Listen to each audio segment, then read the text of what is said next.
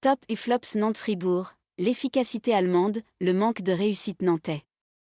Alors qu'ils se devaient de l'emporter pour entretenir l'espoir en Ligue Europa, les Nantais ont sombré face à Fribourg 0-4. Retrouvez nos tops et nos flops de cette rencontre. Top. Fribourg, une machine parfaitement huilée. Le début de saison de rêve des Allemands se poursuit.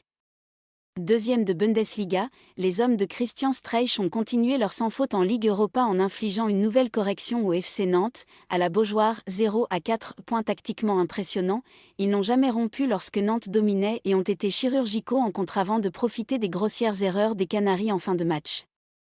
Kublé 25e, Gregoritsch 71e, Chad 81e, puis Jong 87e ont construit cette quatrième victoire en autant de rencontres qui permet à Fribourg d'être qualifié pour les 16e de finale.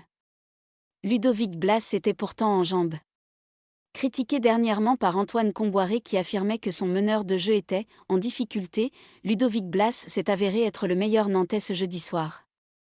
Il a souvent fait la différence en milieu de terrain, se retrouvant plusieurs fois en situation de frappe sans toutefois parvenir à tromper Flecken.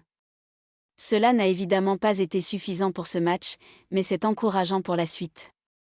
Les Nantais auront besoin de lui à ce niveau. Flop. Quand ça ne veut pas. Les Nantais avaient mis les ingrédients en début de rencontre pour livrer une belle prestation devant leur public, mais ils ont cruellement manqué de réussite.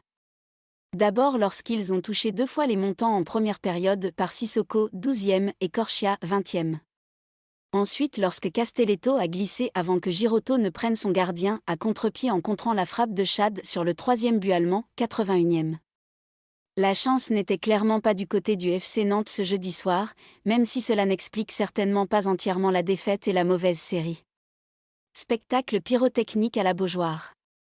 Loin de nous l'idée d'alimenter le débat sur la présence des fumigènes dans les stades, mais il se trouve qu'ils sont factuellement sanctionnés. Et suite aux multiples allumages de ce soir de la part des supporters nantais, le club devrait écoper au minimum d'une amende, au pire d'un ou plusieurs huis clos. Pas vraiment ce dont ont besoin les hommes d'Antoine Comboiré dans cette mauvaise passe.